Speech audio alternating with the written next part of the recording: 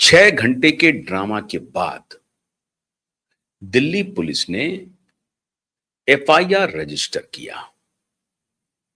एक pellet gun से आंख की रोशनी जाने की सूचना है। कंफर्म नहीं हुई है, लेकिन ऐसी सूचना है कि पेलेट गन की वजह से, और कहा जा रहा है कि 60-70 से अधिक पेलेट गन इस लड़के को लगी है, जिसकी उम्र 19 साल के आसपास है।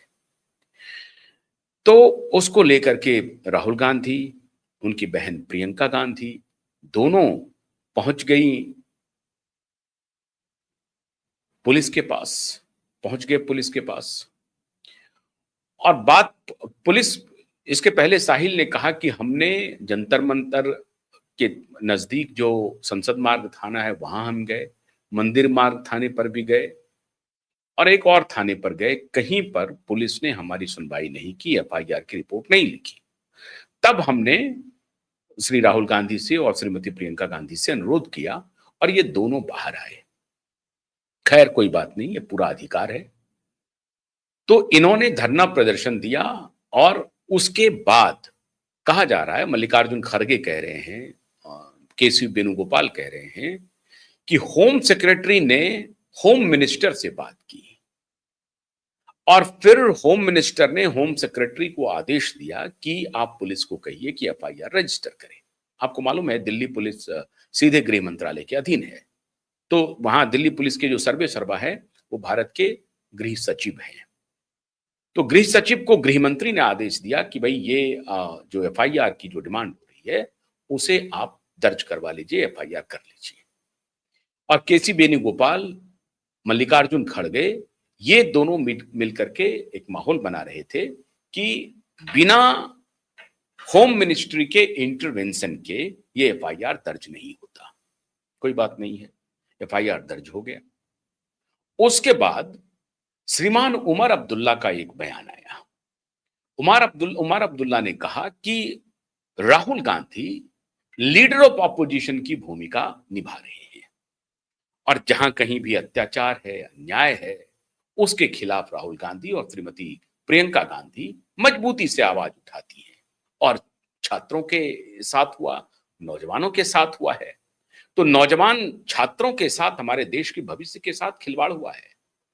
तो वहां पर राहुल गांधी और श्रीमती प्रियंका गांधी भी पहुंची और उसके बाद पुलिस ने एफआईआर किया। ये उमर अब्दुल्ला प्रशंसा कर रहे हैं, प्रशंसा में उनके मुखारबिन से गुलाब की फुलझड़ियां गिर रही हैं और लोग चुन रहे हैं कि उमर अब्दुल्ला ने तारीफ की श्रीमान राहुल गांधी की और श्रीमती प्रियंका गांधी की।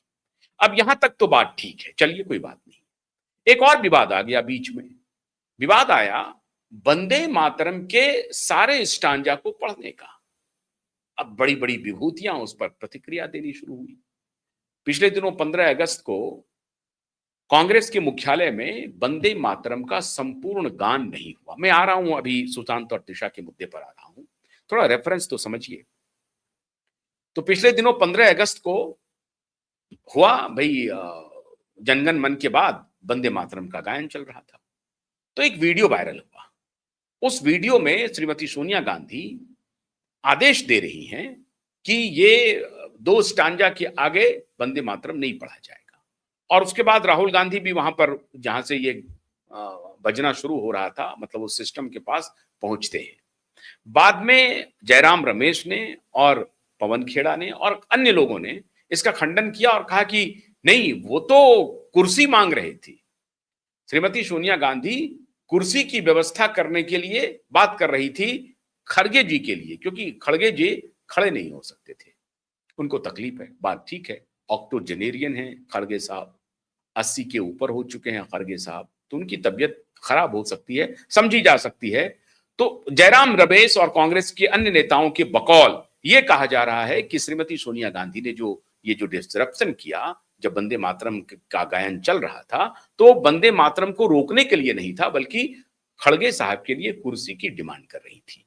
है सच बात लेकिन मित्रों ये है कि सोनिया गांधी और राहुल गांधी ने सबने मिल करके ये वहां पे आदेश दिया, उसको छुपाया जा रहा है क्योंकि वह कैलकुलेटिव रिस्क ले रही है कांग्रेस पार्टी अपने अपीजमेंट की पॉलिटिक्स को आगे बढ़ाने के लिए, अपने खास वोट बैंक को अपने तरफ आकर्षित करने के लिए, जो पुराना इनका डर रहा है पिछले 80 साल से करते आ रहे हैं, तो उसके लिए उन्होंने कुछ कह भी दिया और इधर इनको डर सता रहा है कि एक बहुत बड़ा वर्ग हमसे नाराज ना हो जाए, तो उस पर झूठी खबर, झूठी बात की टिप्पणी शुरू कर दी कि नहीं नहीं, उन्होंने वंदे मातरम को बंद करने की बात नहीं की।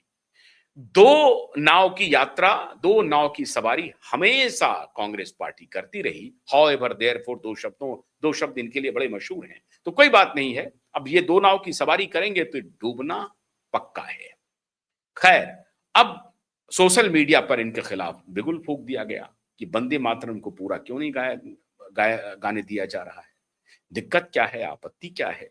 तो वही आपत्ति जो 1947 के पहले हुई थी, वही आपत्ति फिर से दोहराई गई।